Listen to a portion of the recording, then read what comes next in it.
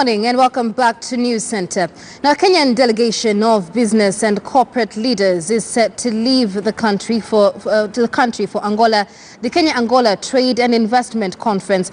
And to shed more light on this upcoming conference, we have in studio with us Angolan Ambassador to Kenya, His Excellency Sianga Abilio. Good morning and thank you for joining us on News Center, Your Excellency. Good morning. Good morning. Talk to us a little more about your home country, Angola. Thank you for giving me the opportunity to share with you some information regarding Angola. For some of you who are not aware where Angola is located, which I'll doubt a little bit, nevertheless, I will say that Angola is located on the western region of southern Africa. Right. We are sharing the north border with two countries, RDC and Republic of Congo. And in the east border with Zambia and RDC again. In the south, we have Namibia and the Atlantic Ocean at the west part of the country. As you know, we are a little bit bigger than Kenya, almost double than Kenya. The area of Angola is almost 1,246,700 square kilometers, so almost double that compared to Kenya. But a little bit half in terms of population, because we are only 28 million of habitants. So we are quite a little bit half of Kenya. Absolutely. So, you know, half the inhabitants, twice the size. So the number of resources there to work with also quite a lot. The country also recently got a new president. Talk to us about the political situation in the country. Well, political situation are going very well as a result of the general election in 2017. His Excellency, the President João Lourenço, won the election, and that transition was successful. It was done in a democratic way. He set up his cabinet. Now, since he set up the cabinet, we are now a year and a half, almost 2 years now, and based on ruler party program, he has chosen corruption, impunity, and flattery as a battle horse for the leadership, which is very good in terms of democracy, very good in terms of rule of law, very good in terms of the respect of the institution, and also very good for the respect of state property. Absolutely. Now, you have been accredited as ambassador to Kenya since 2018, I believe. Exactly. And as it stands, Luanda, Angola's capital, is set to host the Angola-Kenya Business Forum from the 23rd to the 26th of July this month. Why is it important that Angolan entrepreneurs and Kenyan entrepreneurs take advantage of the opportunities in each other's countries? Okay, I will say back to that, as you know, Angola is almost a second largest oil producer in Africa. Absolutely. Just after Nigeria. And I was in that oil sector for a long time, almost 7 years. One of the elements in that sector is called oil price, which I call a drive for that oil sector. But when the oil price in international markets goes up, you can expect a several number of investment, not only in the oil sector as well as in the country. But when the oil price goes down, as it happened in 2015, my government needed to decide, and they decided correctly and a very good way for the diversification of the economy. Things that Kenya has been doing for many years. You are producing and exporting coffee, producing and exporting tea, producing and exporting flowers, and we think that we cannot depend on a single product for exportation. And based on the experience that Kenya has on the diversification of the economy, we thought that this is a room for Angolan and Kenyan to interact as a private sector, as the leaders, political leaders are talking. We don't see anything wrong for private sector to interact. Absolutely. That's why there will be that conference, which is the conference is organized by a tripartite advisory limit, which is an initiative of the private sector here in Kenya. As ambassador, our mission is really to promote the political, promote economical, and promote the cultural relationship. So we support the idea, and we embrace the idea, and we encourage the idea as well. Right, and of course Kenya is in the process of oil exploration and exploitation as it is. But the issue of oil and Africa has been quite a contentious one, with many calling, oil in Africa as the black curse, so, the curse of oil. Being the second largest oil producer in the continent, is oil production really sustainable? Can it guarantee long-term development for a country like Kenya? This is a very interesting question, and also a tricky question as well. But let me break it into, I will break in two parts. Speaking generally, I will say that the oil production can sustain long-term development for a given country based on the vision of the country. When I refer to the vision, I mean if you are investing the oil revenue money to the manufacturing industry, a given country can prosper in the future. If you do invest the oil revenue to knowledge, a given country can prosper in the future, because there is country without oil, but they can export knowledge. As you know, human resources are the best asset that a given country can have. Right. So back to our case, Angola, we needed to do everything in combination, because as a result of a civil war, the country was totally destroyed. So the government has to rebuild the country, build bridges, roads, hospital, power plant, airport, so many things that the government needed to face to resolve all those issues. All right. But when you talk about oil, once again, its exploration and exploitation brings in an environmental concern as well. I mean, you have considerable experience working in the environment sector as well, working in the oil sector as well. Kenya has had issues, for example, with families being displaced or with land being degraded after the exploration of oil. How did Angola deal with such issues? Oh, no. We have in the law, the regulatory law of oil, that there is a disposition which say that every time you go and exert activities, you have to bring back the first image that you founded before the operation. That means you have to take care of the environmental issues.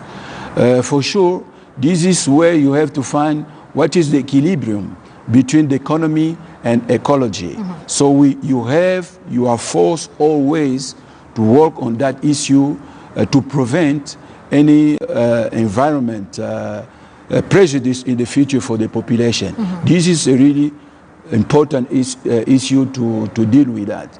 Myself, I had experience on that, because prior coming on the diplomacy, I was the Vice Minister of Environment for 10 years. Right.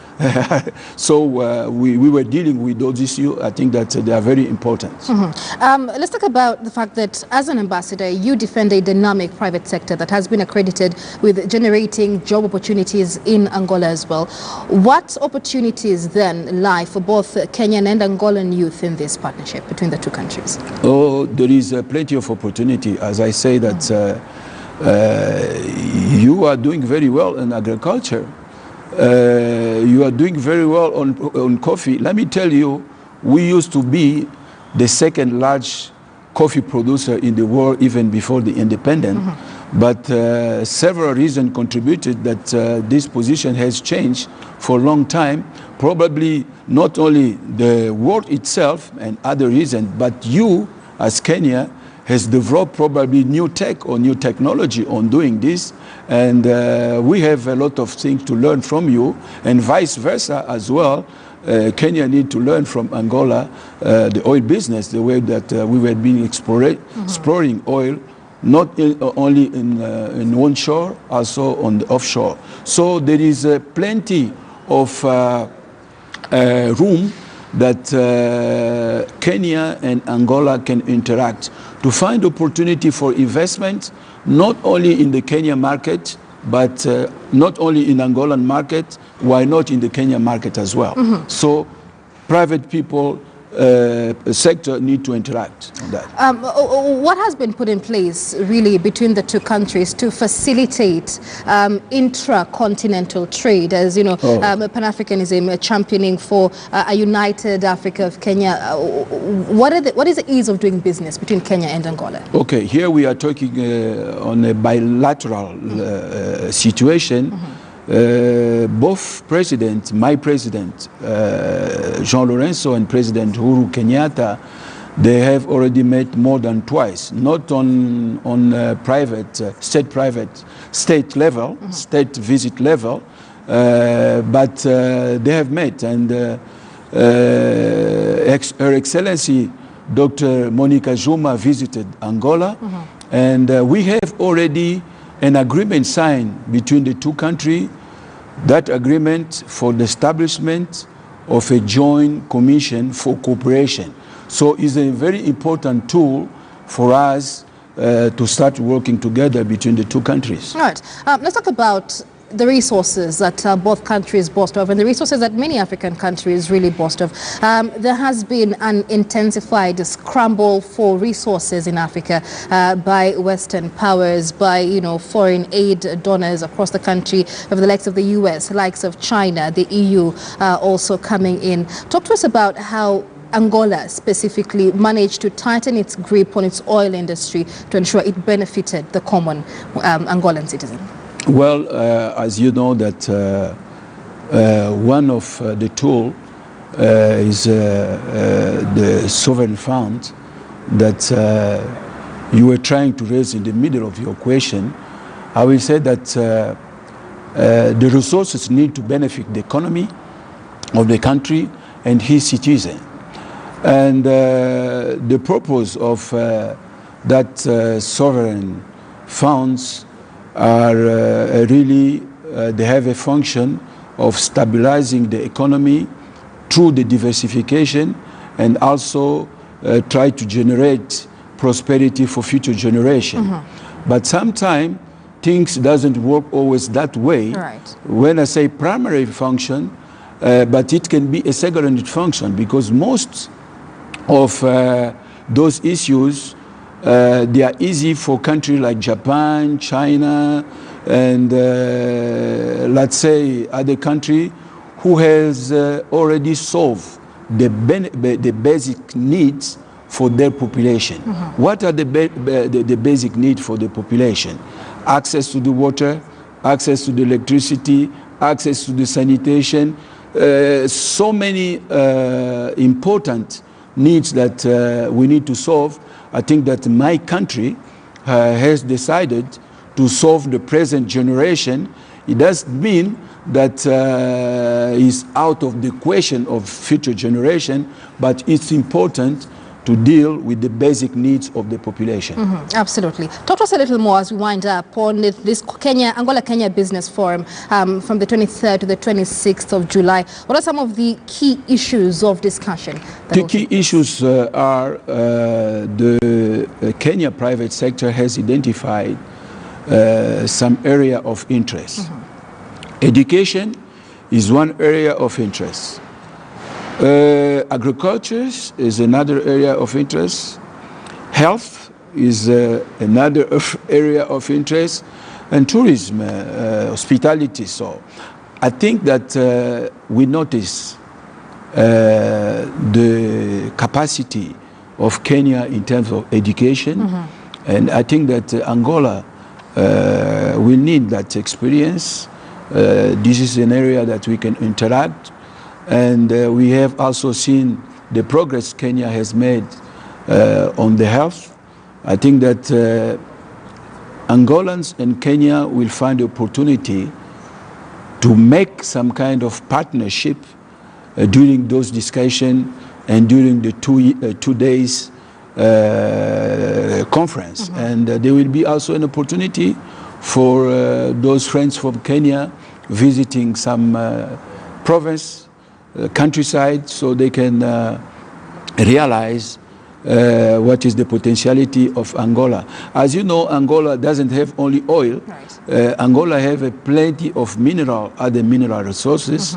You can name it from diamond to undiscovered mineral resources like magnesium, ornamental stones, and so many resources that they are there. So there is plenty of opportunity for Kenya to try to penetrate that market. Right. I mean, what have you got from Kenya? Because I understand, there is a deal for Kenya to train Angolan staff on matters tourism. But talk to us about what you have tapped from Kenya in the past year or so. Okay.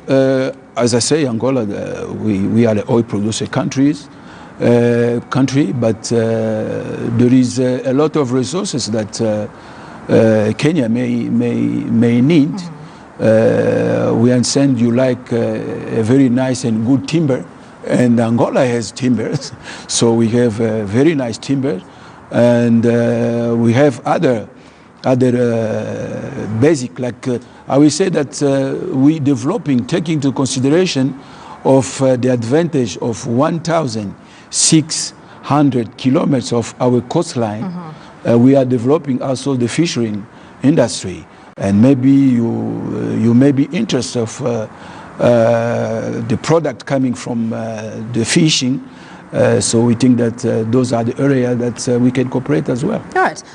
This also brings in an issue of regional trade, really. Looking at Angola's location, looking at Kenya's location. How would you say Africa's regional blocs have aided intra-African trade in general? I think that as a result of the recent meeting that were held in Niamey, most of the leaders of Africa, they're working on that trade in terms of the continent. I think that everyone will benefit for that. Even Angola is being prepared, and as Kenya is being prepared, as all the countries are being prepared, if we can consider as Africa is one continent and where we can interact and interchange and do the trade among ourselves, I think is a good idea. Absolutely. And as you mentioned earlier, a lot of lessons to learn from both countries, really, Angola and Kenya. But you mentioned that even as political leaders in the country talk, it is important for other players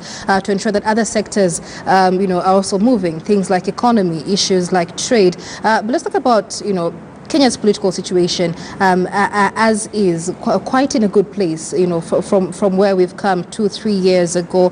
But how would you rate the impact of political instability on matters development? Well, peace is always a basic for any development. There is no country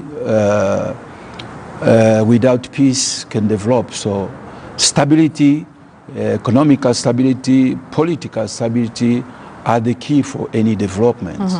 As I said, that for Angolan case, even though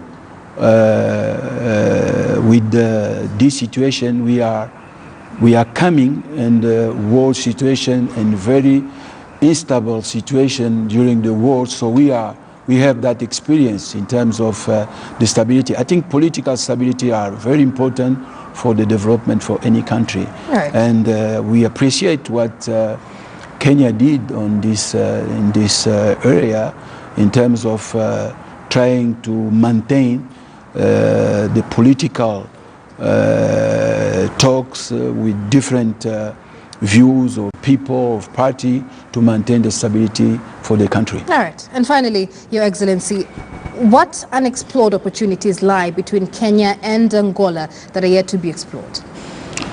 An explored area. What do you mean, an explored area? Well, I think that most of the potential are known today.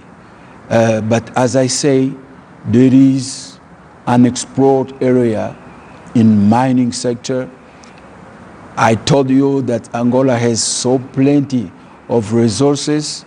Today we depend on oil. I may tell you that this oil sector is representing like 48% of our GDP, 98% of the export earning, and 75% of the government revenue. So we cannot continue only to depend on oil, but there is unexplored areas where Kenyan entrepreneur can interact and work with Angola for both countries to prosper in the future. Absolutely. Many thanks. His Excellency Sianga Abilio. He is